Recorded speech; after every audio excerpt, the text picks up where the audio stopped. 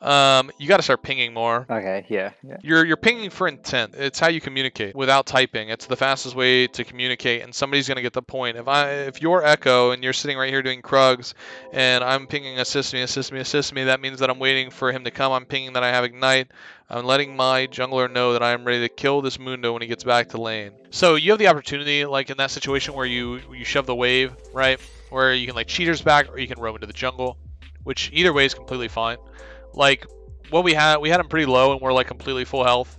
So it's just that option where it's like we take 3 waves, we shove it in the tower, and then we have the choice where we can either move down and then put vision in this this bush or this bush. Like ideally you don't need to be like hidden to do it either.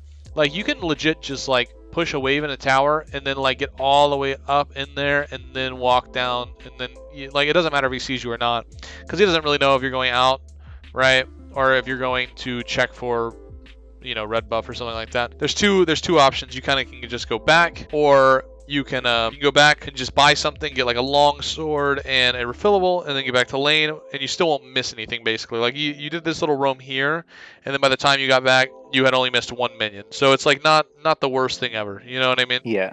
Because why would Eve not go to her Krugs? Like, Because he was pinging that you were missing.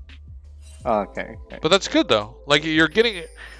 It doesn't seem like much, but it's like the little things like that, and just like using the pressure that you get from Fiora to cause like any type of disruption in the enemy's game, because you are essentially like a lane bully. There is of course like a lot of lanes that counter Fiora too that make it really difficult, but notice how like you walk away and then you come back, and the fact that you shove the first 3 waves creates this push back to you, which allows you to then, if you would have taken like a cheaters back instead, you had the opportunity to actually come back to lane with more gold than him essentially.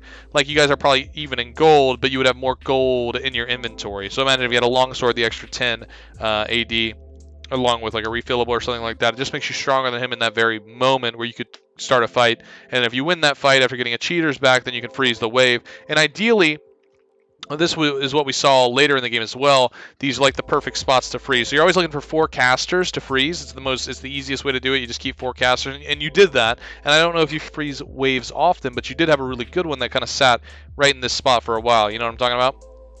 Yeah.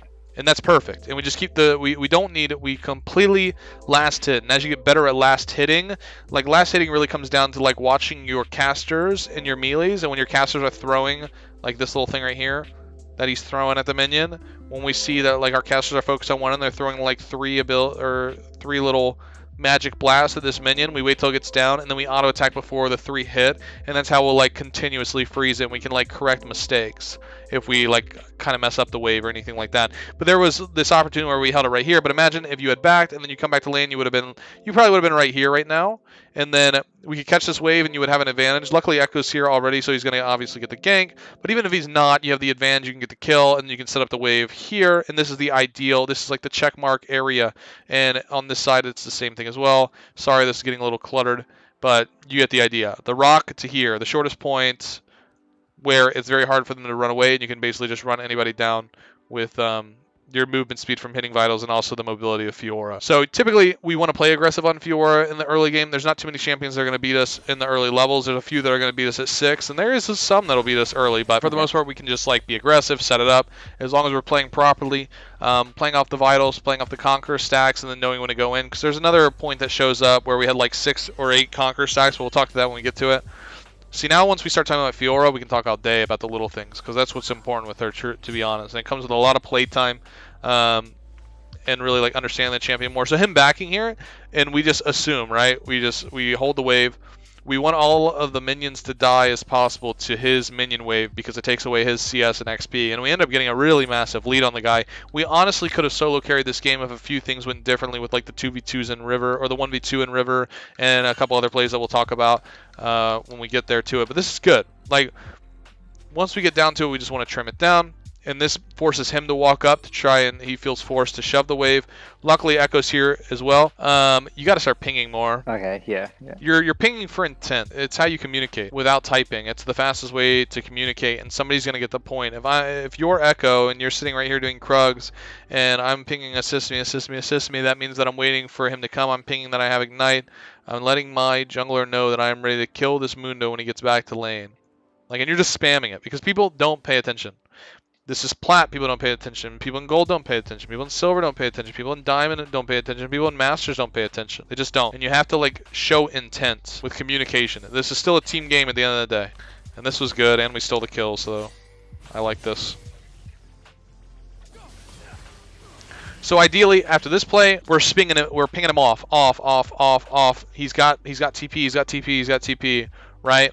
And then if he wants to use a Q or something, whatever, like it might have been too late by then. But if we started pinging him off now, he would have stopped. Ideally, we cut this wave. We cut this wave down to 6 + 4, right? So that's 10. We cut it down to 10. Now it's already at 10, and now it's shoving back, which fucking sucks. The only reason he doesn't TP is because the freeze got ruined. So now we back here, but ideally we can't stay in lane with this. I mean, we're sitting. All we have is a door and show. We're sitting on 1,500 gold. We have half HP. We might have full mana, but that doesn't matter. This guy's coming back to the lane as well, and now he's gonna have pressure on us. Where we're forced trying to shove this wave into the tower, and it's a cannon wave coming up. We could have just left it if we would have just showed intent and said, hey, don't shove this. Let me hold this wave so I can back. Because you want this wave to have 10 plus the 6 that were already there. Let this wave sit, and then when you come back, it's going to be in the very same spot you left it. And then once again, we are set up for kill potential because he used his flash prior. What if I just stayed and slow pushed it? Because he can't really kill me. You're just, it's an unnecessary risk. Okay. You know what I mean? It's like the right play is just to ping Echo off, not to push it, have the wave set up, have it frozen, go by, come back to lane, and then catch it right here where we are right now. We don't necessarily know what he's coming back to lane with. He's a little bit off of his Bramble Vest, but he could have came back with a Bramble Vest, which is always scary, even if he is a level behind. We don't have Ignite. We don't have any kill potential. We don't have any kill pressure. He could take a really bad trade and then TP back to lane and make it even more difficult. Don't really know where Evelyn is either. It's just one of those things where it's like, if we don't have to, why do it? So that's good. And then we get Executioners, which is nice, which allows us to put out a lot of damage into Mundo, which we were able to see throughout the game, how much damage we were able to put on him. I like walking up and putting this ward here, by the way. I think this is good before we start grabbing the wave. So ideally, we want to cut this down to 4, so we'd be using abilities on this, getting it down to 4, so we can kind of control it on where it's going. But I think we still end up holding the freeze anyways, so that's good. Yeah, so we take these, then we take this one up here. And then 4 full HP, it'll just stay right here in this spot. Real nice. So in this situation, we're looking for a kill. Obviously, when we are rocking, you know, way more gold than he is. So like in this situation where you see him moving, we just move here. This is already set up for us to freeze. And we just move and follow. We're probably not going to get there in time, obviously. But it's just like, just in case. Just in case we start moving. And then this fight we took here, I just didn't necessarily like it because you already have a freeze set up. So we already have a free setup, so we're already in control of the lane. And this is another one of those like unnecessary risks, basically. Now, obviously we just saw Evelyn and Ahri fighting Echo and Swain right here. So we know that Evelyn is just going to run straight to us.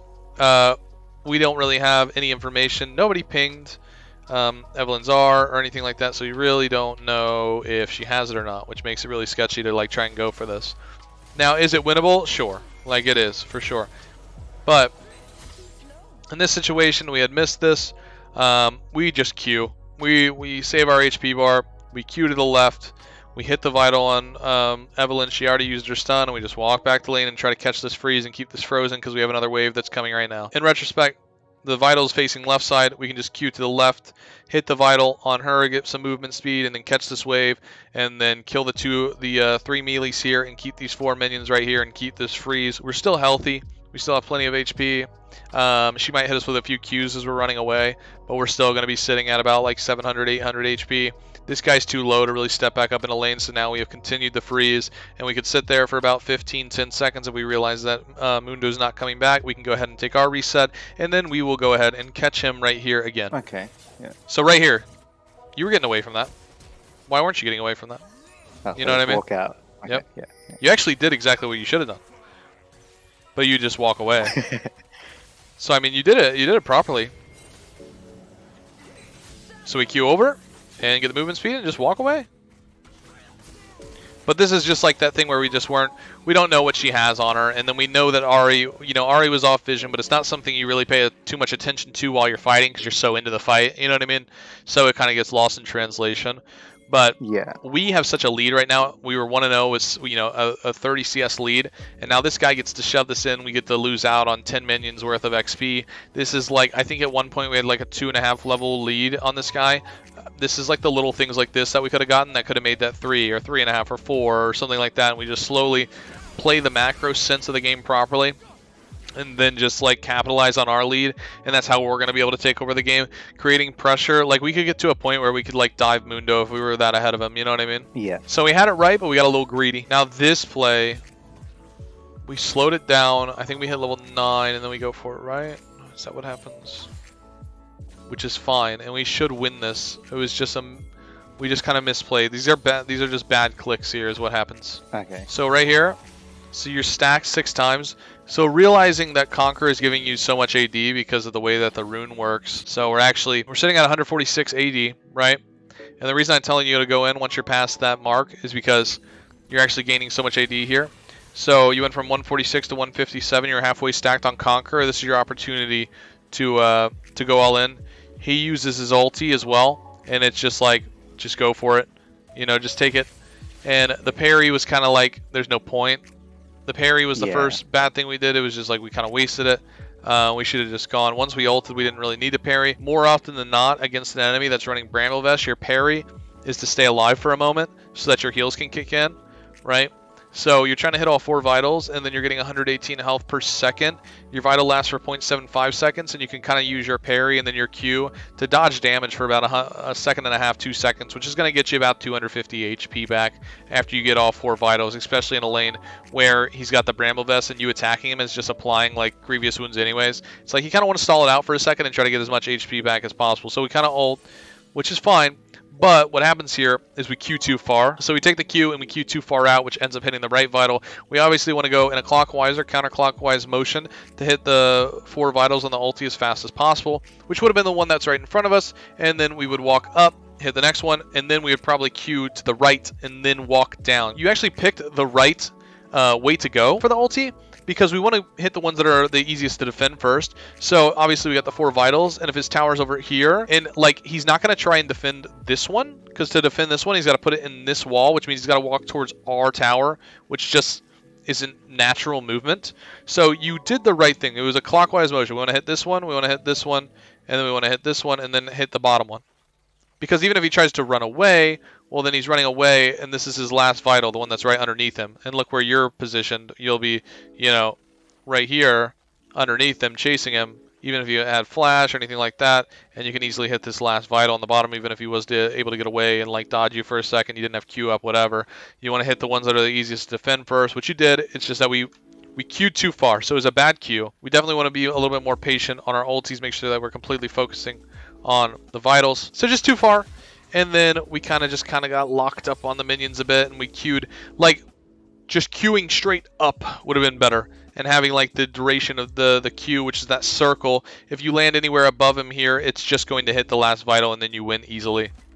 So it was just a little bit unfortunate. So now imagine when this ulti's over, if you had your parry up still, this is where you would parry, wait for the next vital to come up, get your cooldown to come back up, and then you could queue towards that next vital while also saving some time and gaining some HP from hitting all 4 vitals. Yeah. So this was good.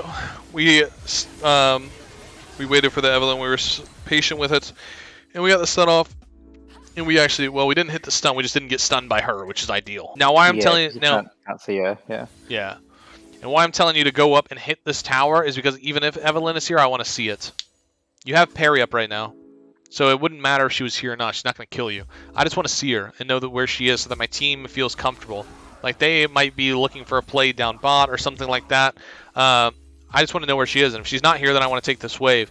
Now, ideally, with Mundo just spawning, we should have definitely stayed and taken this wave as well, just to keep vision on Evelyn, keep her here for a second. We should have taken this next wave as well. Because you can kill Evelyn. She's very squishy. We can kill Evelyn too, to be honest. So our freeze is good again. We get the fucking freeze. Like, we were controlling the wave for the most... I mean, we were controlling the lane for the most part, right? We were absolutely winning lane. I mean, we're up in CS by about 40. Even though we made mistakes, we still have a gold lead. We still have a slight XP lead. I think it's very slight, though. Like, yeah, like less than half a level. But it's something. Like, and we messed up twice. You know what I mean? And that's all it comes down to lane management. The way that we're holding the wave is what's keeping us afloat right now. Sometimes I kind of just lose hope when I press tab and see that enemy bot lane 7-0, mid lane 4-1. How do I win this? Like, you just keep scaling. You're Fiora. This was good. just didn't need... I think we die here, do we? We just don't need to fight it. You should try to adapt a different play style in your future games on Fiora. We play very aggressive. Greedy. Like... Yeah, very aggressive, very greedy. If you get a win, just take the win. If you get a win, just take the win. If you're like... Because basically what that play is a coin flip. Like, you don't even know if she has R or not. You have no idea, because nobody has pinged it on your team that she has R. So you don't know, because if she has R, she's just going to get away anyway. So you, like, fighting that is just kind of pointless. So we obviously waste a lot of time here not going for Soraka. She kind of walks right into us, and we just literally should kill her first and get her out of the fight. And then we can focus on anything else. Like, Soraka should be dead already, and then we could...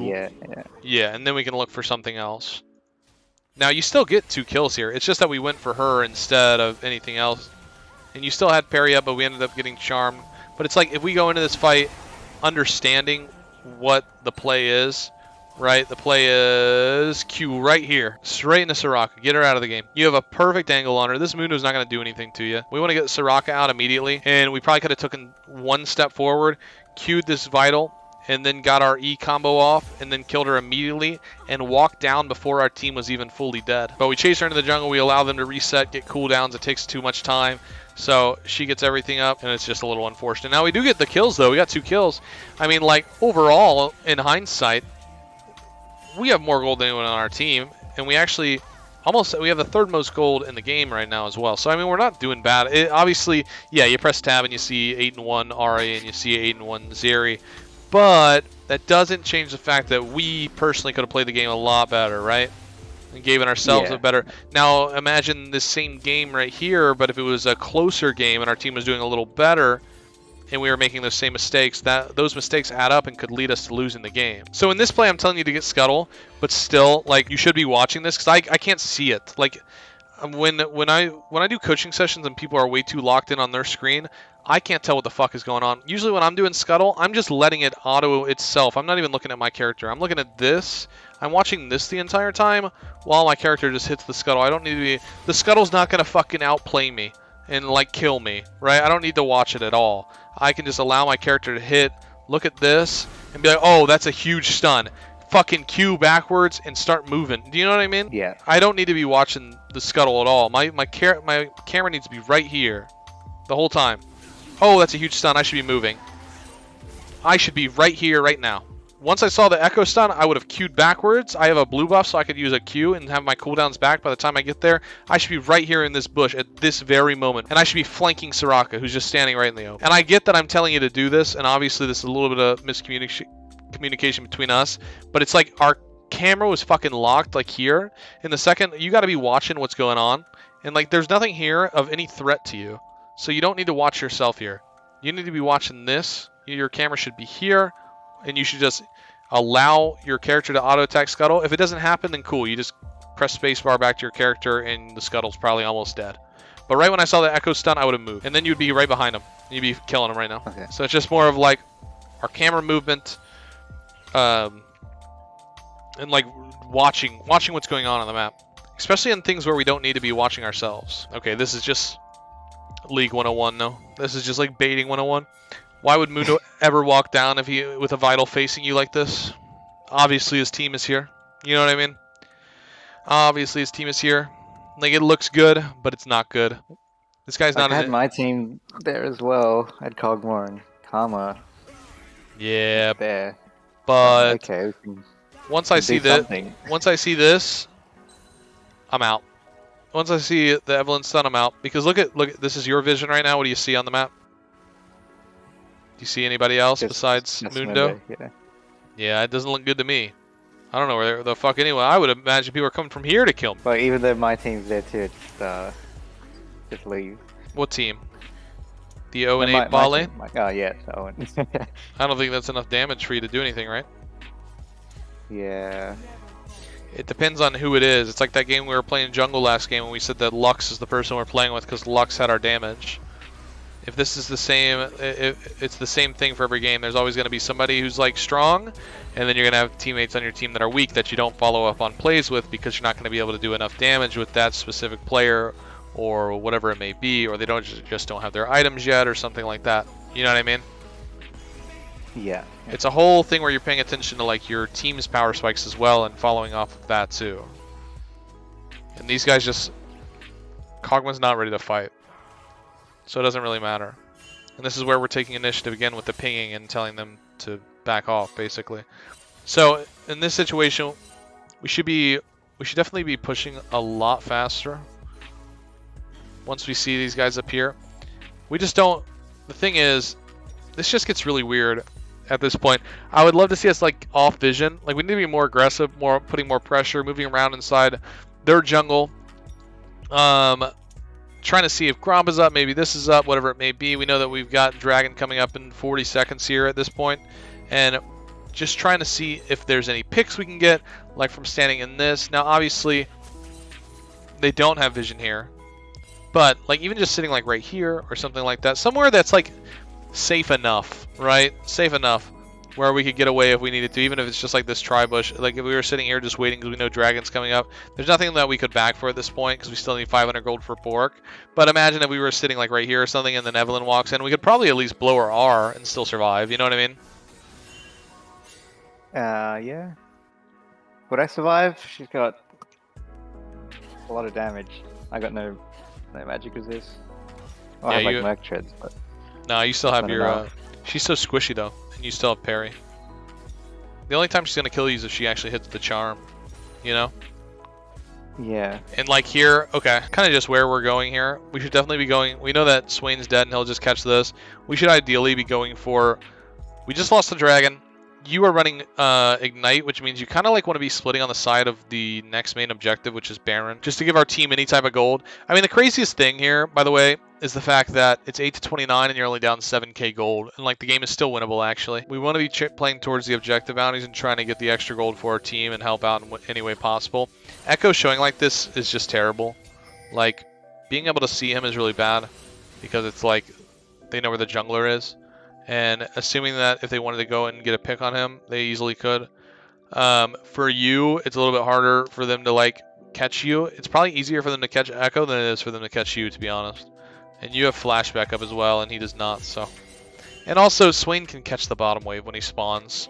Like, we want to be trying to like take down these turrets in like waves, like where we've got like the first layer, which is like the first tier towers, basically. When you're like split pushing, you want to take this line first, and this line unlocks, like, you know, walking into the jungle this far and so on and so forth and getting vision. It was like that jungle game where they got like all the towers and then they were able to put deep vision in our jungle and we just weren't able to do anything about it. It just works in layers. So it's like not having this top tower yet and then pushing past this line is like illegal. You know, it's just like you're probably going to die by doing that because you're not going to have the proper vision that you need.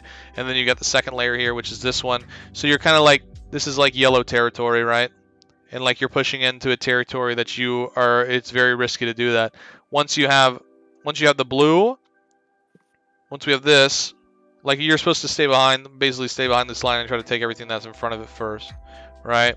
And then once we have that, we can move up into the yellow, and then we've got obviously the next line, which is this, which means that we can start playing for picks like over the walls and inside like these bushes here. And then there's like the next line of towers. And anytime that you push past it, you know, the risk gets higher. Like going up here, it's a kind of whatever, like moving into the blue arrow here. This is kind of like medium high risk, and it's just like a very low reward to get this tower, especially with no vision on enemy team. And now let's say that you did the same thing and you took this tower was gone, you're moving into like the red territory when top still has this tower up. It just means that they have the resources available. They have a tower to give to actually just walk up, and it's way easier for them to just walk and kill you if you're in this red area and they still have like T1 towers available. Especially you being the strongest one on the team right now, you need to be the one trying to help get objective bounties, which is right up here. You know what I mean? So us kind of like playing the bot side and going bot side off spawn is just really useless. It's just not that good. So this is something we got to think about when we're playing Fiora. All of the fucking autos that you hit mean absolutely nothing. And the thing is that we need to slow it down and focus on hitting vitals only, especially at this point. So we're looking at this. We're looking at 189 armor here. I know my face is covering it, but you can kind of see it. So it's reducing 65% of damage. Now look, 32 3280. Hit a vital that's worth 600 damage. You just did 600 damage. Another 500, 600, 600. Right? Now, that was 4 autos. Just did fucking 2200 damage. Or 2200. Okay? Now look how many, like, if we slow down a second here, if we queue, once again, it's just like that mechanical error. We are queuing to the side, the wrong side here, when we should be queuing to this side. If we were going to use the parry, we should have used it now. If we're going to use the parry, we should have used it now to slow him and kill this guy as fast as possible. So now we hit this guy with a Q that does 150 damage, and then we just hit him for 70 damage, and then we just hit him for 140 damage, and then we just hit him for 150 plus 70 plus 120 plus 80. All the things that you just did is the same as hitting him one time on a vital. You know what I mean? Okay, yes, I just walk with him instead of just autoing and... Every time you're autoing, you're slowing yourself down, and you just did the same amount of damage that one vital does. That whole chase. Like, actually. Watch his health when you hit all 4. Boom. Chunk, chunk, chunk, chunked, right? And now look at it. Now we're looking at 1200 HP. Obviously, he is healing a little bit, but it's not as much because he's ignited. 1200, and you're still chasing him. 1200 down to 400. That's the same amount of damage as a vital and a half. We want to slow it down. We want to make sure that we're hitting the vitals only, especially at this point in the game. Using your E to slow and using your W to slow is fine, but your Q should be used more as like a reposition tool to like go and hit the vitals. Okay, so not just for damage. Yes. Okay. You're repositioning because at this point in the game, once you have 2 items, vitals are the most valuable thing. Should I have just flash queued? Like, I don't think you should have flashed at all. To be honest. I need that last vital, but if I just flash queue instead. I think realistically, if you slide parry here, I think you got it. Okay, yeah. Like, not here, but after you hit it and you have him like kind of like where he has no choice but to run right here, do it now. You know what I mean? And there's also like a world, you know, where if we slowed it down a bit, we can definitely just queue to the left side, and then, you know, our Q is on this really minimal cooldown. Like, you use it here, and it's like a 2.5 second cooldown. So we could totally just queue at this very moment and hit the vital that's coming up, or at least set ourselves up for it. Yeah, wait for the vital to actually spawn before. Yeah, we just kind of queued it instantly here to the side. But imagine if you just queued up, and even if it wasn't ready to go and you hit it, like, you can actually position yourself to like walk up and then be ready to queue over the wall to hit him. You gotta think of like creative ways to get in front of him to hit this vital. So you could have like hit it on the left side, even if it wasn't ready to go. You're still walking up, and it's on a 2.5 second cooldown, and then you get right here, and then you go over the wall, and then you're in front of him, and then you can kill him. You know what I mean? Like, imagine if you hit it on this side, and then you walked here. Sorry, I don't have the pin out, but you get the point. Queue up here, and then cut him here, and then get it. And if you were going to decide to flash, you should have done it like now. Yeah. Queue up right now, and you barely miss it. Yeah. So in retrospect, I feel like our laning phase is really good. I think we're very greedy. Like, this is another super just over the top greedy play where it's just like there's no point. I mean, I understand. I get the play. It's kind of like last resort. At least you went for it. I can appreciate that. There's just a smarter way to go about it. Like, I think taking any type of win, it's like, okay, I survived. Let me get back to staying alive here. 30 minutes into the game, cooldown timers are 50 seconds. If I die here, there's a chance that we might lose the game because I'm the strongest one on the team. You know what I mean? Yeah. Which ends up being the case as well. Yeah, I just saw Eve just used R and Rocket Belt. I'm like, okay, she has no way to get away, but then... Yeah, no, for sure. I mean, no, it makes sense. I mean, it's the right idea. Like, you have the right idea, but it's like just not. It's not the moment for it. You know what I mean? All right, sir. Is there anything that you would like to say in closing before I go? No, it's still good. I'll just work on all this stuff. Well, hell yeah, then. like I said, you got a whole week. Ask me any questions, send me clips. If you got anything that you want to ask, go ahead and send it to me. This session technically doesn't end until the 11th. We are ending the session at Plat 475 LP, and I am excited to see your improvement and hear from you, man. So, yeah. Cheers, brother. I wish you the best, okay? Okay. Good luck out there, man. All right. Peace out.